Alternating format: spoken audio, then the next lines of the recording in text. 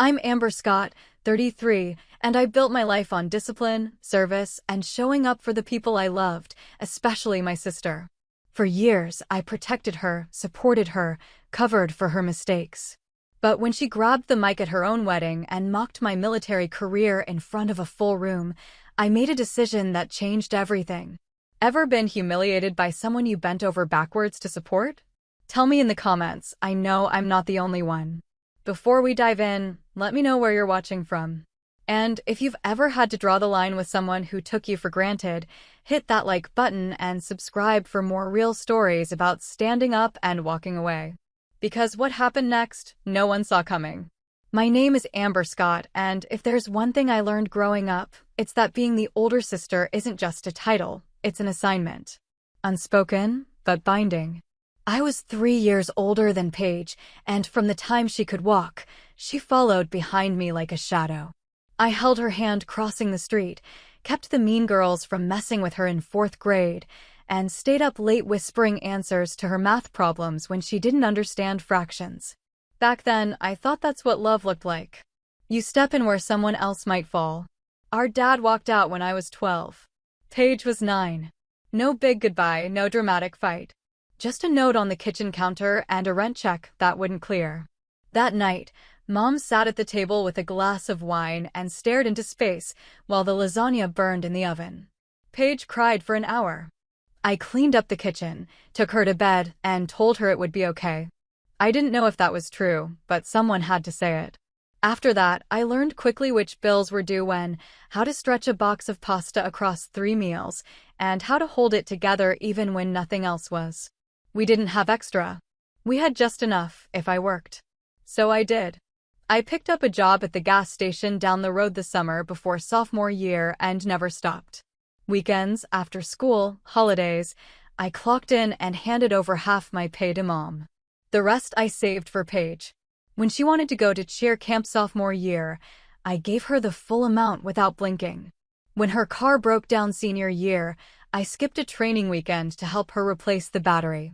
When she forgot her prom dress at home, I drove it an hour to her in the middle of a night shift.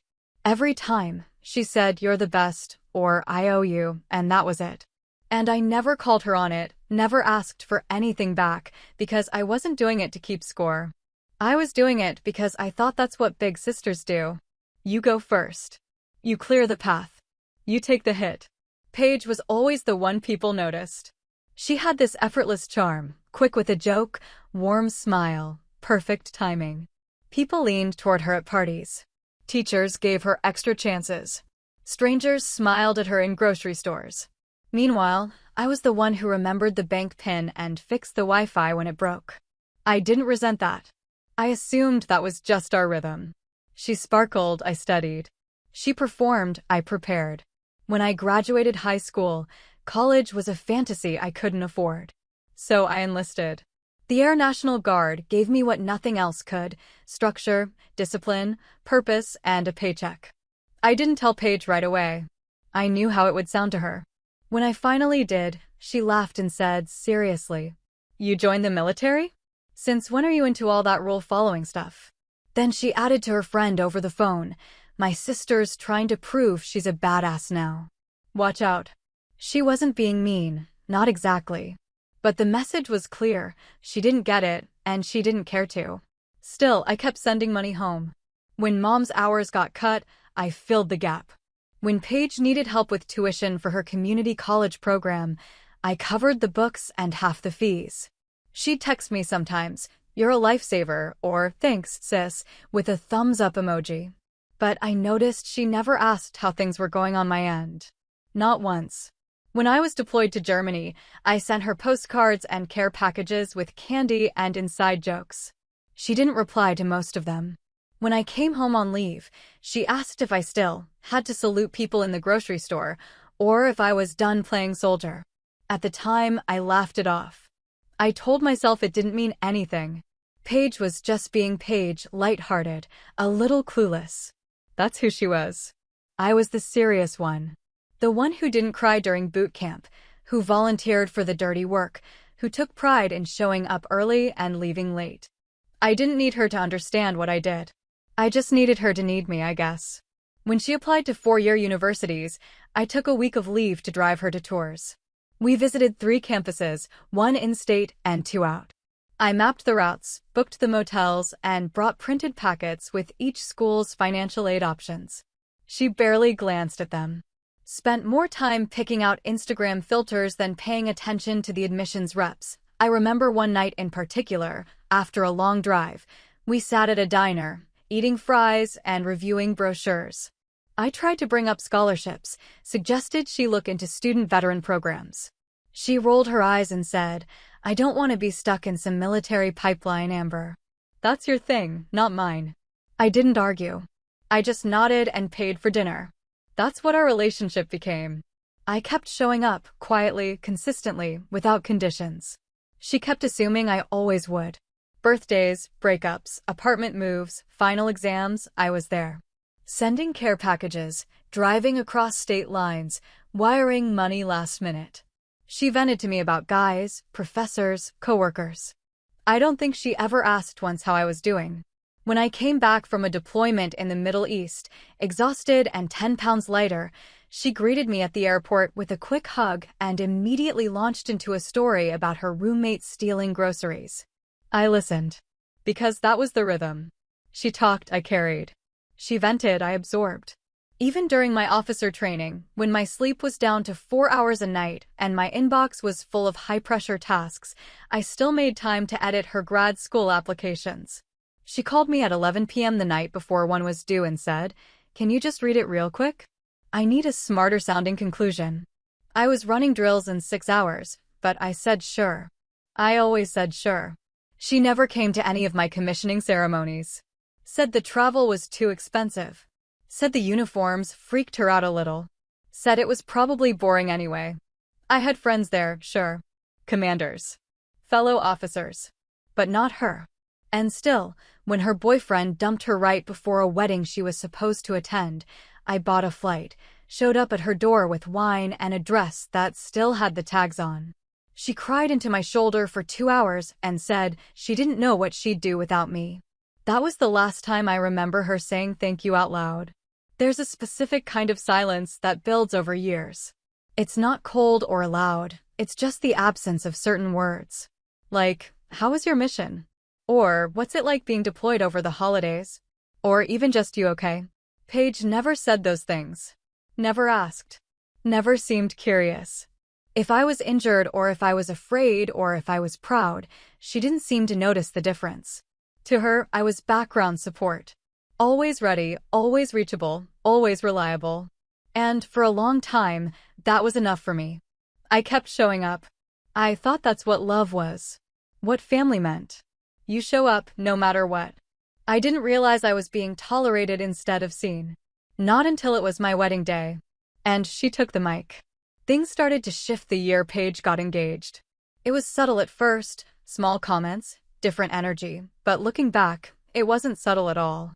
Her fiancé, Adam, came from the kind of family that gets written up in alumni newsletters. Hedge fund money, vacation homes, prep schools with Latin mottos and legacy admissions. His parents didn't just donate to their alma mater, they had buildings named after them. At the engagement dinner, they talked about it like it was a merger. Paige just smiled and nodded, like she'd grown up in that world too. And maybe in her head, she had.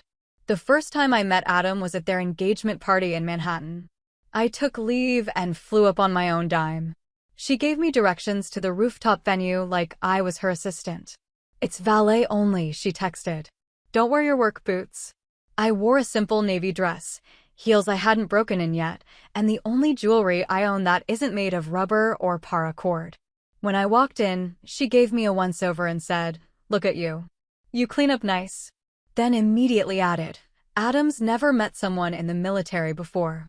Be nice." He has, like, zero context. I told her I'd behave. She rolled her eyes. "No war stories, please." Throughout the night, I was introduced as my sister, the soldier. Always with that same voice, half smirk, half shrug. Like I was a novelty act she hired for the evening. One of Adam's friends, a guy in finance with perfectly styled hair and a first name for a last name, asked if I'd ever blown anything up. I smiled politely and changed the subject. Paige overheard and said, "Careful, she might put you in a headlock." Everyone laughed. I didn't. A few weeks later, we were back in Phoenix for our mom's birthday. Small family dinner, just the three of us and a few cousins. Midway through the meal, Paige reached over and tugged gently on my sleeve. "Do you ever miss having real clothes?" she asked, eyes wide like it was a sincere question. "I don't know how you wear the same thing every day." I'd lose my mind. I told her it wasn't every day, and besides, there was something kind of freeing about not having to plan outfits. She blinked at me and said, "I guess. But I'd rather die than follow orders all day." Then she laughed, like she hadn't just insulted my entire career. I tried to let it go. Told myself she didn't mean it like that. She never did. But something had shifted. Her tone. Her posture. Like she was trying to separate from me a little more each time we spoke. During one visit, I offered to help her plan part of the wedding. She was overwhelmed with vendor appointments and catering tastings. I thought maybe, finally, I could do something for her that wasn't just bailing her out. She handed me a spreadsheet and said, "You'll love this part. It's all logistics." "Your thing, right?" I asked if she wanted me to take point on the seating chart. She laughed and said, "Oh no, I'm not letting you assign tables. You'd probably organize it by chain of command." Every time I tried to engage, she redirected the conversation to dresses, or champagne, or some new workout plan her trainer had her on. If I mentioned anything about work, anything real, her expression would glaze over. I told her once about a colleague being medically evacuated from a joint exercise after a bad fall. She nodded absently, scrolled her phone, and said, "That sucks. Do you think I should get hair extensions for the rehearsal dinner?" I wanted to believe it was stress. Planning a wedding is a lot. People get short. Emotions run high. But the pattern held even when there wasn't a reason. She started referring to my job like it was a phase. "Amber's still doing that military thing," she'd say, even in front of people who knew better. Sometimes she'd just say the army, even though I corrected her multiple times. I stopped bothering after a while. At brunch with a group of her friends, women I barely knew, dressed in expensive gym clothes and carrying tiny designer bags, she launched into a story about my basic training days. One of the friends asked if it was scary. Paige interrupted before I could answer. "Amber doesn't scare easy," she said. "She's like a human Roomba. You point her at a task and she just goes." They laughed. I smiled barely. She topped off my mimosa and changed the subject. When I mentioned I'd be wearing my formal dress uniform to the wedding, she blinked, then burst out laughing. "Wait, like, actually? You're going to wear your military outfit down the aisle?" I told her no, I'd wear it during the reception. Just for a few photos. She shook her head and said, "So you're cosplaying at my wedding." Got it. I stared at her. She didn't flinch. Just sipped her drink and looked away. For a while, I told myself she was just trying to be funny.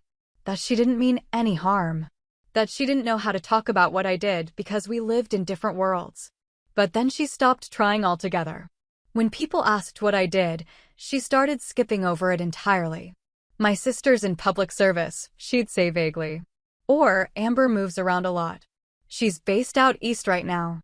One time, she introduced me to her future mother-in-law as Amber, my sister. She's sort of in logistics or something. Very organized. I wasn't wearing my uniform. I wasn't carrying a weapon. I was standing right in front of her, and still, somehow, she made me invisible. During one dress fitting, she asked if I could maybe grow my hair out a bit before the wedding. I asked why. She said, "I just think it'd be more feminine. You know, for the photos."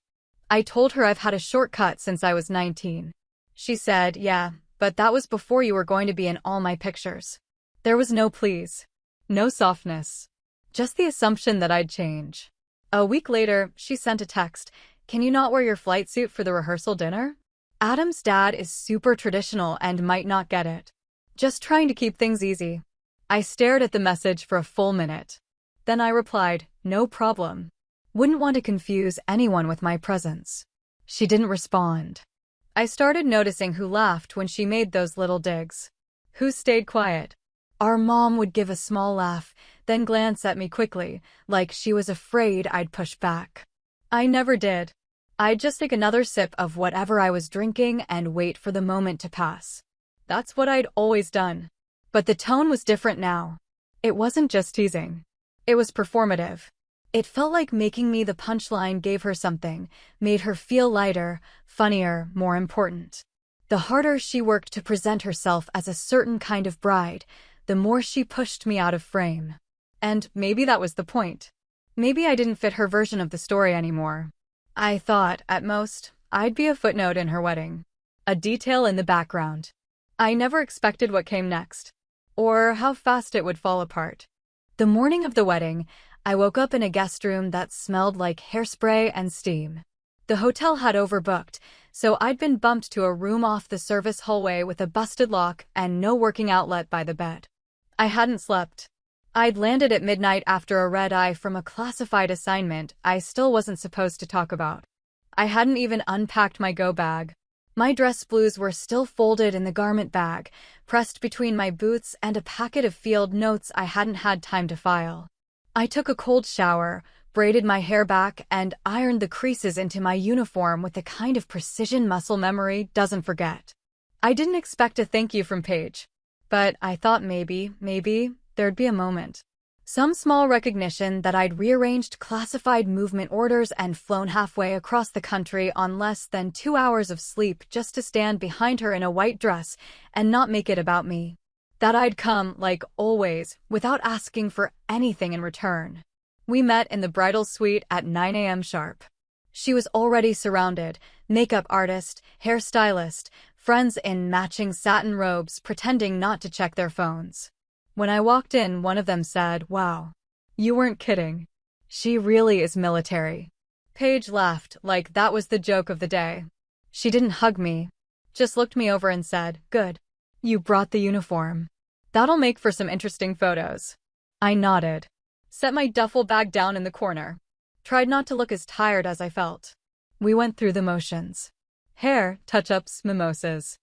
I pinned her veil when the stylist's hands were shaking. She was nervous. I could see it in the way she kept checking the mirror, twisting her engagement ring back and forth. I offered to clear the room for a minute. Just us.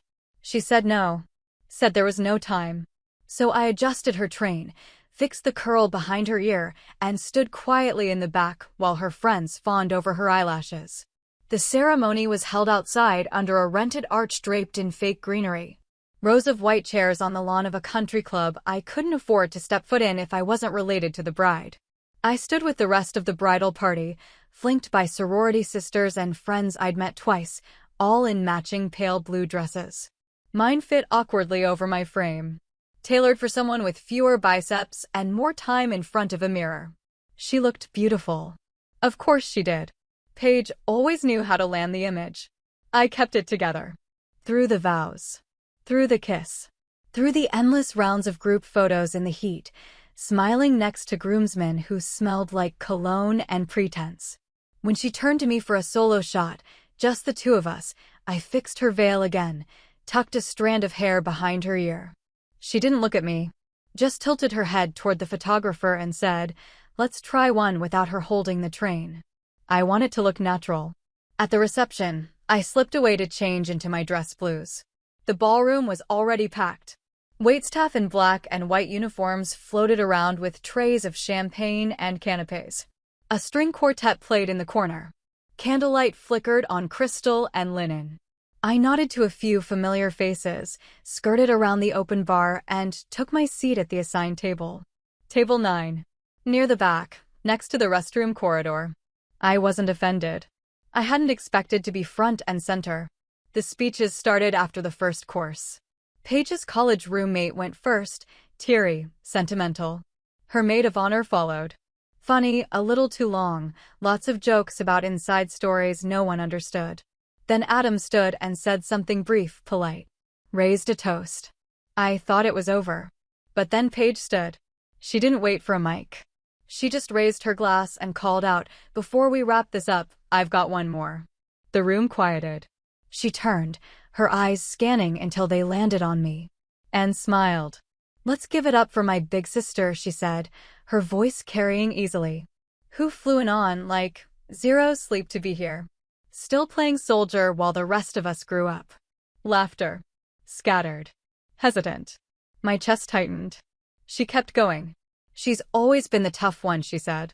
Like, scary tough. I think she probably wrestled Taliban on her honeymoon.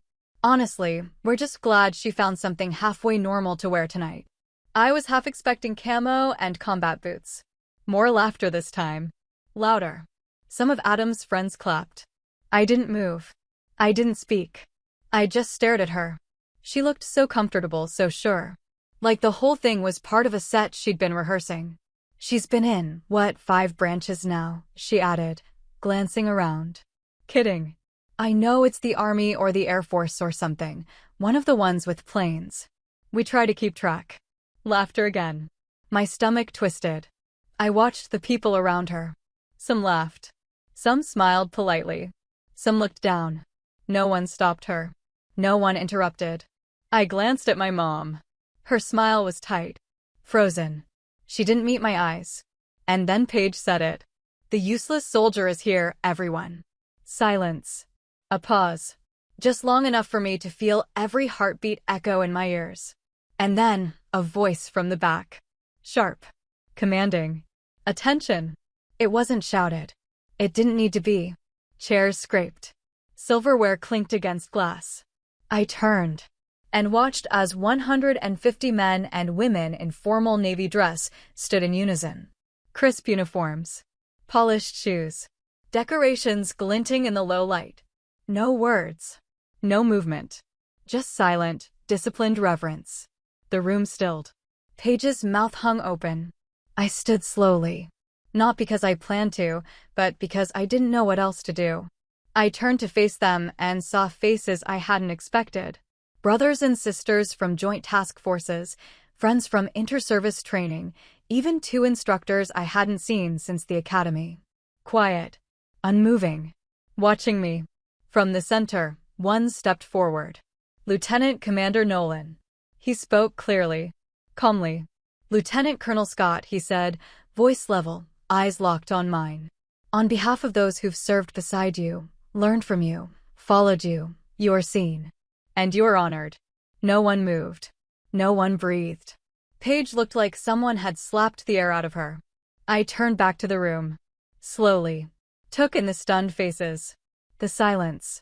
And then I nodded. Just once. The SEALs sat in perfect unison. The moment passed like a tide pulling back. Paige didn't finish her speech. She sat down without a word. Her face pale. Her hand still gripping the microphone like it might steady her. No one laughed again after that. I returned to my seat.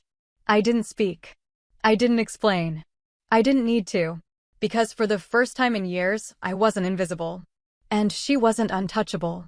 You could have heard a pin drop. After the last of the SEALs sat, silence settled over the room like fog. Heavy, unmoving. You could hear the buzz of the overhead lights, the soft clink of a fork sliding off a plate, someone clearing their throat in the far corner just to break the tension. Paige stood frozen, still holding the mic like it could somehow reverse what had just happened. Her face, pale, blank, was locked in a half-smile that never quite landed. When she finally moved, it wasn't graceful. The mic slipped from her hand and hit the floor with a dull thud. A waiter scrambled to pick it up. Adam's eyes darted between me and her, his jaw tense, posture folded like he was trying to disappear behind the floral centerpiece. I didn't move. Didn't blink. I sat straight-backed, hands folded in my lap, staring straight ahead. I didn't need to look at Paige to know she wouldn't meet my eyes. One of the SEALs, my former CO, Commander Blake, stepped forward. Calm, steady. I hadn't seen him in almost 2 years. With respect to the bride, he said, voice level but unmissable, we're here to honor someone who's saved more lives than most people in this room will ever know. He didn't say my name. He didn't need to. He just stood there for a few more seconds, like punctuation, and then nodded once and stepped back. That was it. No theatrics. No lecture. Just enough to reset the room. Just enough to return the weight of the moment to where it belonged. I hadn't asked them to come. They'd reached out on their own a week before. after someone shared the RSVP link with a +1 field. At first, I told them no, I didn't want to make a scene. It was her day. I just wanted to get through it. But they insisted. Said they wouldn't interfere. Said they just wanted to be there. Quietly. In uniform. In the back. I never imagined they'd stand. Never imagined they'd speak. And yet, when it happened, I didn't feel embarrassed. I didn't feel exposed. I felt still. For the first time in a long time, I felt like someone had drawn a hard, clear line around the things I'd been swallowing for years. No one said much after that. The DJ didn't cue up the next song. The toasts ended. The cake cutting happened quietly, as if someone was reading a checklist in another room. People resumed eating, but the chatter never quite came back. You could tell some guests were still trying to figure out what they'd just witnessed. I left before the dancing. Slipped out through the side hallway, passing a small group of older relatives whispering near the coat check. One of them nodded at me with something that looked like respect, or maybe just caution. I didn't stop to clarify. Back in my hotel room, I peeled off my uniform one layer at a time. Hung each piece up carefully. Unpinned my hair. Wiped off the day. Then I sat on the edge of the bed and stared at the empty glass on the nightstand like it might fill itself. I didn't cry. I didn't rant. I just sat there, trying to understand the shape of what had shifted. It wasn't that the jokes hurt. I'd survived worse. It wasn't even the betrayal, exactly.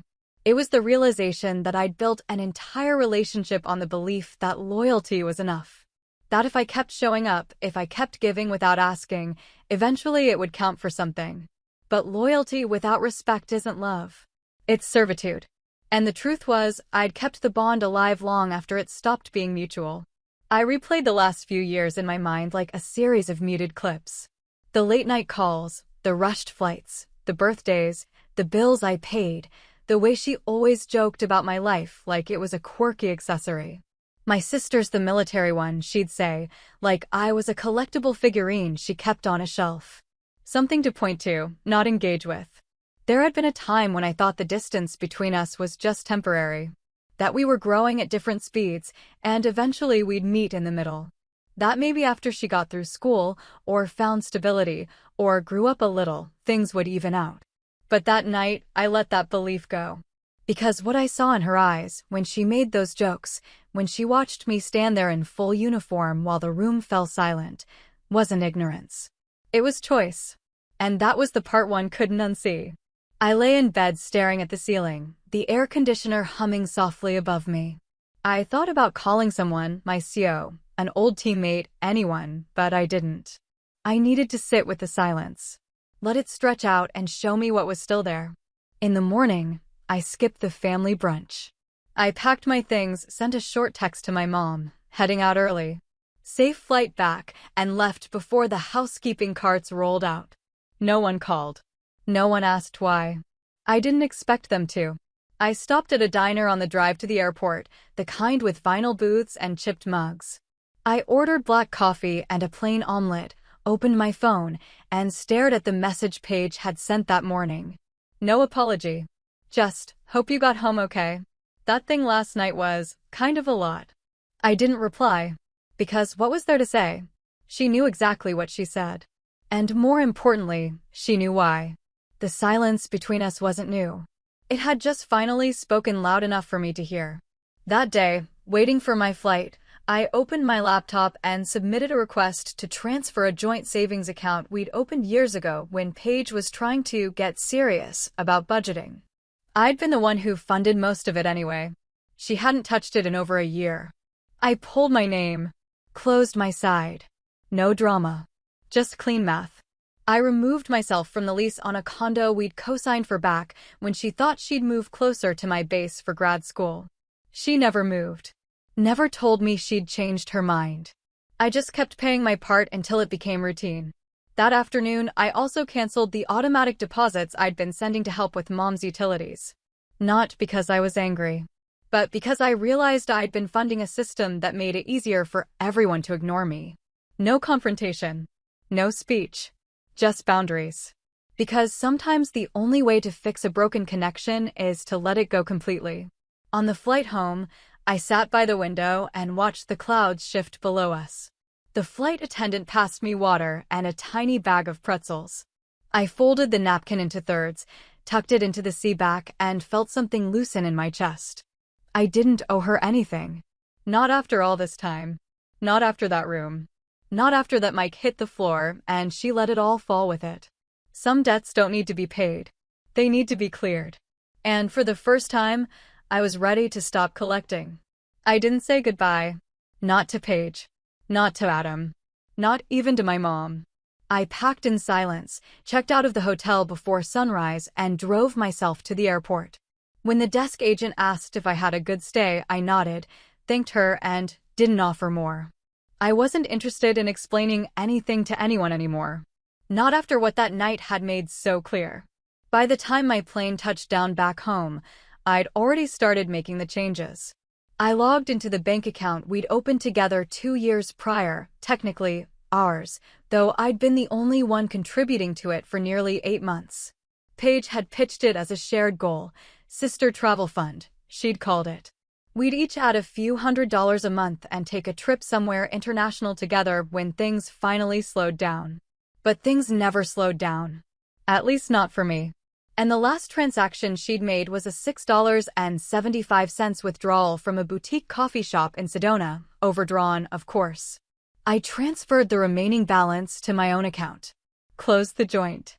The app prompted me to confirm with a simple, "Are you sure you want to remove this person?"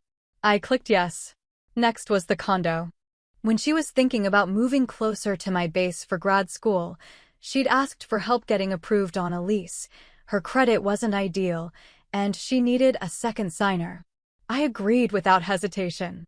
At the time, I thought it was an investment in her future.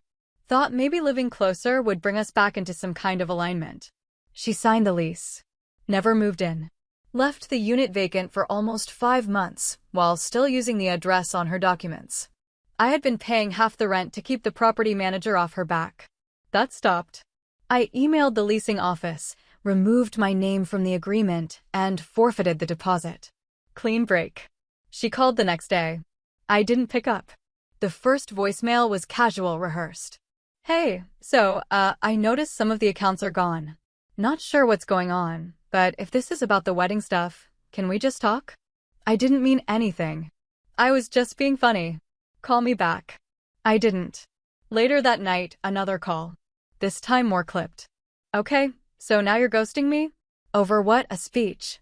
"Amber," people laughed. "It wasn't that deep. You're being kind of intense."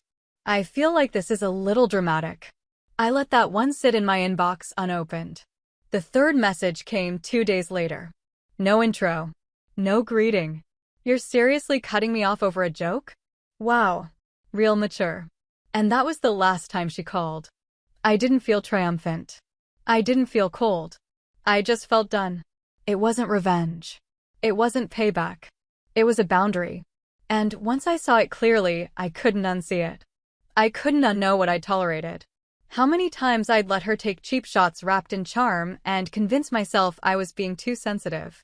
A few days later, my mother called. "Amber, honey, can we talk?" Her voice was slow, delicate. Like she was testing the waters. She's a little upset. I'm not saying she handled things perfectly, but you know how she is. Sometimes she tries too hard to be funny and it just misses. She didn't mean anything by it. I didn't say anything. She took the pause as permission to keep going. "I'm just asking you not to let this ruin the family dynamic. You girls have always had your ups and downs. But you're sisters. You only get one." I let out a slow breath. The dynamic was already ruined, I said. I just stopped pretending it wasn't. There was silence on the other end. Then a sigh. "She feels like you embarrassed her." I didn't respond. Because if Paige was embarrassed, it wasn't because I'd done anything to her. It was because, for once, someone interrupted the performance. Someone reminded the room that behind all the snark and social cues, there was a person who'd served, sacrificed, and kept showing up. And that person had limits. A week went by. No new voicemails. No texts. It was quiet. And in that quiet, things started to feel different. I took a long walk on a Sunday morning. No headphones, no distractions. Just the sound of gravel under my boots and the sun working its way through the trees. I thought about all the times I'd rearranged my life to make hers easier. All the small ways I'd shrunk myself to avoid making her feel small. All the times I'd let her rewrite the story because I didn't want to be the villain in her version. I wasn't angry. Not anymore. But I wasn't available either. I took my time returning to work. Filed my debrief. Caught up on reports. Quietly transferred a few projects I'd been mentoring to junior officers. Started thinking more seriously about my next move.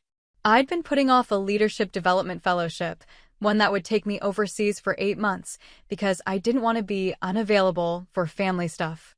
That application got submitted. I also called the insurance company and removed myself from the multi-vehicle plan I'd been on with Paige. When she'd gotten her last car, the rates were too high under her own policy, so I'd added her to mine. That ended too. No notice. Just done. I heard through mutual friends that she'd started telling people I'd gone full military and cut ties with everyone. That I'd flipped out over a harmless joke and made her wedding awkward on purpose. I didn't correct it, because the people who knew me didn't need it explained. And the people who believed her never really saw me in the first place. I kept moving. Quietly. Firmly. There were moments I questioned it. Not the choice, but the weight of it. The finality. How something so lifelong, sisterhood, could just pause. Freeze. Shift into something you no longer recognize. But I'd spent too long believing that longevity equals loyalty. That history justifies behavior. It doesn't. Some things last because we feed them. Not because they're healthy. And I was done feeding a bond that left me depleted. I didn't slam any doors. I just stopped holding them open. And in the stillness that followed, I felt something I hadn't felt in years. Peace. 6 months later, I got a text from an unknown number. Hey, is this Amber? I'm the leasing manager at Greenridge Lofts. Your sister listed you as an emergency contact. I stared at the message, already knowing what it was about. I'd taken myself off the lease, cleared all financial ties, and made sure nothing legally bound me to the condo. But some documents linger. Some habits die hard. She must have forgotten to update the forms. Or maybe she hadn't. I didn't respond. A few hours later, another message. This one from the number she'd used before changing phones post-wedding. I know we're not really talking, but I just need a favor. Can you vouch for me so I don't lose the place? It's just temporary. That was the last time she asked for help. I never answered. I didn't gloat when I found out she lost the unit. Didn't even ask how. But someone from back home, an old classmate of ours, DM'd me out of nowhere to say, I heard about your sister. Rough stuff. Just wanted to say I'm sorry you had to deal with all that at the wedding. I always thought you handled things with way more grace than anyone gave you credit for. I said thank you. Nothing more. The rest I pieced together gradually, through a mix of accidental updates and stories people assumed I already knew. Her husband's job fell apart in the wake of some hedge fund drama, SEC audit, bad press, legal fees. The firm let half its staff go. He was one of them. They had to sell the second car. Then the ring. Then move in with his parents while they figured things out. I stayed out of it.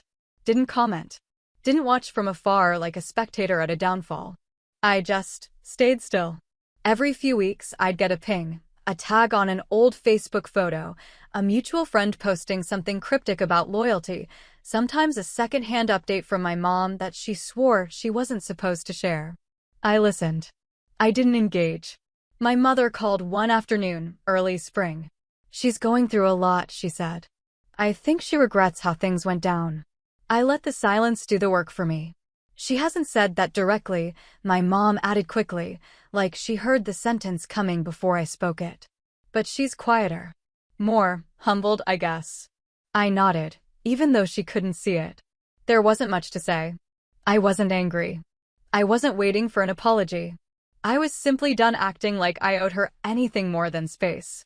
That clarity didn't come easy. It took time. It took resisting the urge to fix things, to smooth things over, to write the kind of message I would have sent a year ago, calm, careful, full of both empathy and boundaries. But that's the trap. When you spend a lifetime mediating someone else's chaos, you start to believe your silence is the only thing holding the peace. It's not. Sometimes the absence is what makes the room finally quiet. Around that time, I was selected for the overseas fellowship I'd applied to after the wedding. A leadership training assignment with rotating posts across 6 bases in 3 countries. I packed a single duffel, left my apartment in good hands, and boarded a flight with no return ticket on the calendar. The work was rigorous. Long days. Early starts. Strategy briefings that made your head spin. But I was alive in it. Present. Respected. There were no jokes about my uniform. No passive digs at my career. No one laughing at the version of me that had chosen discipline over drama. There was just the work.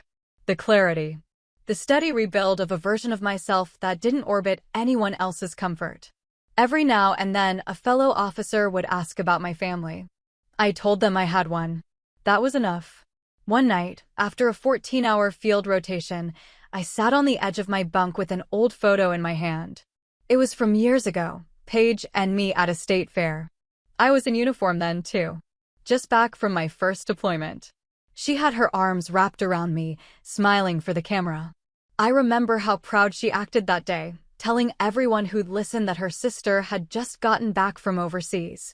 But even in that moment, I remembered feeling something off. Like she was playing a role. Like the spotlight still had to shine on her, even when the story wasn't hers. I folded the photo, tucked it back into my journal. Some people change because they want to. Some change because they're forced to. And some don't change at all, they just get quieter when the audience leaves. About 8 months after the wedding, I received a card. No envelope. Just a folded piece of thick stationery with my name on the front in neat cursive. No return address. No signature. Inside, if I could take it back, I would. I thought I was being funny. I didn't realize I was being cruel. I'm sorry. No name. No date. But I knew who it was from. I didn't respond. Not out of spite. Not because I hadn't wanted to hear those words, even in their late and incomplete form. But because I'd spent too long accepting apologies as currency. As if a simple sorry could reverse the weight of years. As if accountability was something you could outsource to paper and postage. I put the card in a drawer. Let it sit there like a record, acknowledgement, but not repair.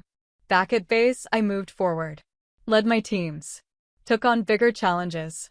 The kind of roles that used to feel out of reach, because I was too busy splitting myself between obligation and guilt. Now, there was room. And in that room, I grew. People noticed. Not because I shouted. Not because I posted about it or wore it like a badge. But because peace has a weight to it. A steadiness. When you've lived without it long enough, people feel the shift before you even speak.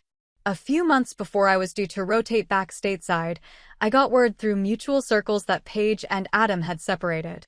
No details. Just whispers. One of her old friends messaged me, saying, "She's really not the same. I think she finally sees it. All of it." I didn't ask for more. I didn't need to.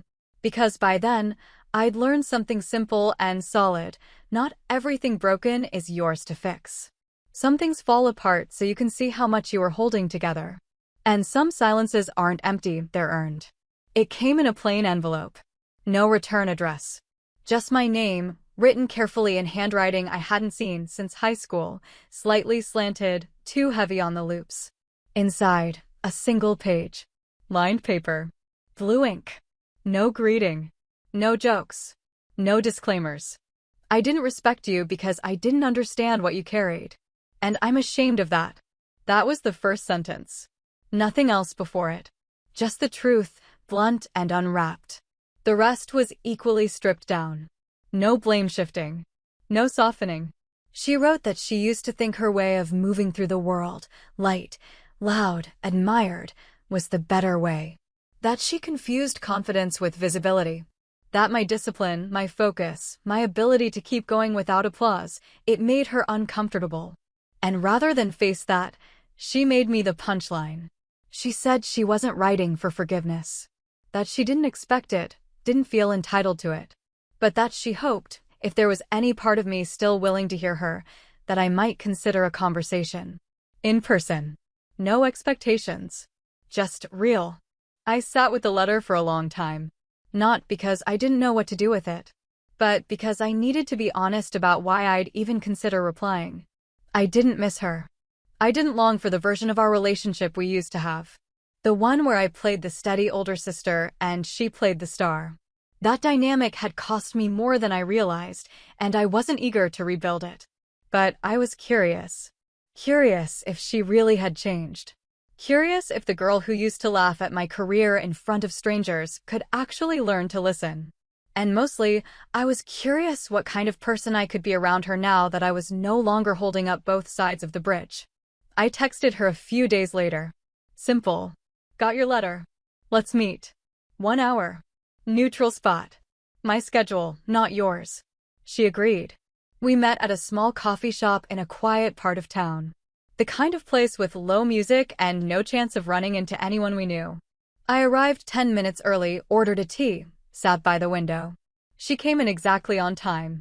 No makeup. Hair tied back. Jeans, flat shoes, plain sweater. Not performative, just simple.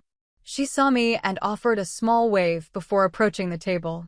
I stood up, not to hug her, but just to take control of the pace. She seemed to register that and didn't push. We sat. For a few seconds, neither of us said anything. Then she started. I didn't come here to rehash everything, she said. I just wanted to sit across from you without hiding behind a joke. I nodded. Let her keep going. She told me she'd started therapy 5 months earlier, after Adam moved out and the silence in her apartment started to feel too loud to ignore. She said she didn't start because of me. That came later.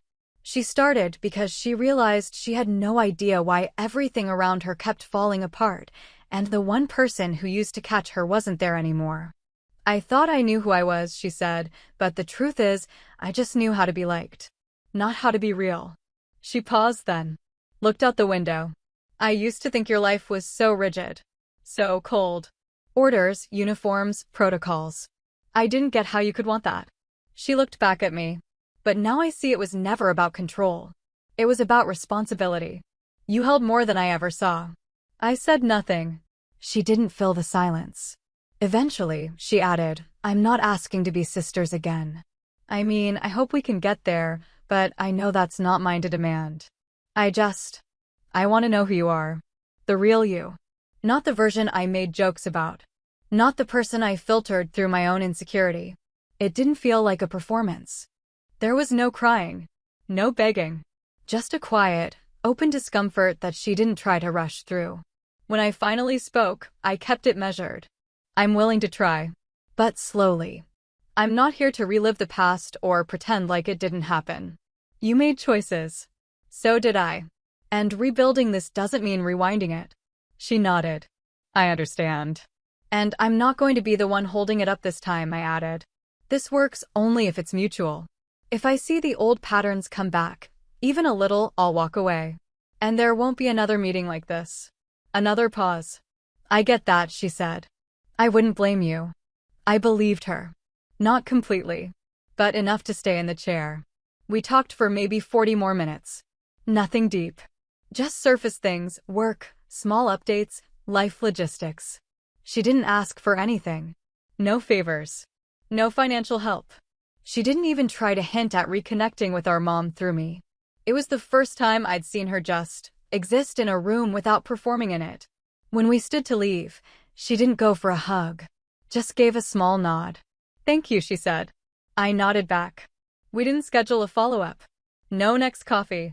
No promises. But about a week later, she sent a photo, a snapshot of the book she was reading for therapy. Just the cover, no caption.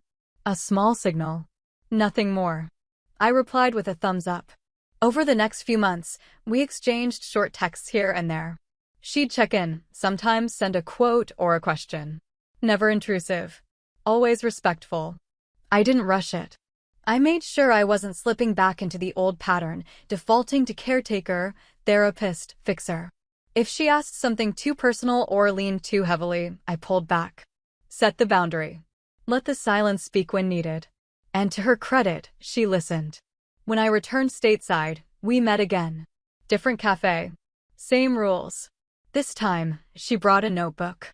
Said she was journaling more. Processing. She didn't expect me to read any of it, but she wanted me to know she was putting in the work. I appreciated that. She still had her flaws. Still over-explained things sometimes, still defaulted to sarcasm when she felt anxious. But she caught herself. And when she didn't, she apologized quickly and clearly. We were nowhere near close. But we were no longer pretending. And that was a start. It's been 4 years. We're not close, Paige and I. But we're civil. She sends birthday cards now, usually with a handwritten note, always short, never overly sentimental. Just enough to show she remembered. Last year's simply said, "Hope you're safe. Proud of you." I didn't frame it. But I didn't throw it out either. Every once in a while, she'll ask about my deployments. Not in that performative way people sometimes do, fishing for a story they can repeat to sound worldly. She asks, and then she listens. Sometimes she doesn't even follow up, just nods, absorbs, accepts. We keep it light, guarded. I don't offer more than I'm willing to lose. And that works for me. Because I don't need the bond we had. I just needed to stop bleeding for it. She knows that now. Or at least, she seems to. We've had a few conversations since that second coffee shop meeting. Nothing big. A walk once, during a family get-together. 1 or 2 calls that lasted longer than 10 minutes. But I've made it clear, there's no more cleanup duty. If she stumbles, I'm not the first number she should call. That's not coldness. That's clarity. And clarity has become my currency. The SEALs, the ones who stood that day, they're still in my life. Not all 150, of course, but the core group. The ones I deployed with. The ones who've seen me stitched together and burnt out and still ready to lead the next op. We check in. Meet up when we can. It's not frequent, but it's consistent. There's no obligation, no showboating. Just quiet loyalty. No performance required. Sometimes we'll grab a beer when our paths cross, sit in silence for a bit before anyone says a word. There's an ease in that. A respect that doesn't need explaining. One of them, Commander Rios, sent me a photo a few months ago. It was from that night. Not of the moment, but just after. Someone had snapped it on their phone. You can't see much, just rows of uniforms in the background, chairs half-turned, my sister frozen at the mic. And me in the center. Standing still. Straight-backed. Silent. I kept the photo. Not for vanity. Not even for memory. But as a kind of reminder, that dignity doesn't require noise. That sometimes, the most powerful thing you can do is nothing, just let the truth of who you are stand on its own. Looking back, that day wasn't about revenge. It wasn't about humiliating her or proving anything to a room full of people who'd only known me through her lens. It was about visibility. About finally stepping out of the role I'd been assigned, the dependable background character, and letting the reality of my life speak for itself. That attention wasn't just a military protocol. It was a line in the sand. A moment where everything shifted.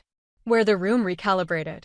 Where people who'd laughed politely at her jokes now saw the imbalance, not because I demanded it, but because truth has a way of rising. Some people came up to me after the wedding. Quietly. 1 or 2 apologized.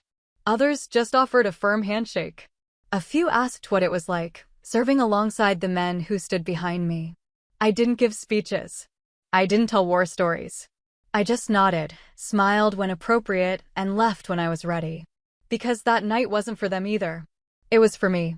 There's something liberating about no longer needing to be understood by everyone, especially by those who never tried. I used to chase that. Validation. Recognition. From family, from friends, from anyone who looked at my career and saw it as a curiosity instead of a calling. I don't chase anymore. These days, I sleep easier. Not because everything's resolved, but because I stopped trying to resolve what never asked to be fixed. I've got my work, my people, my peace. And for the first time in a long time, that's enough. Paige still makes jokes sometimes. But they're different now. Softer. More self-aware.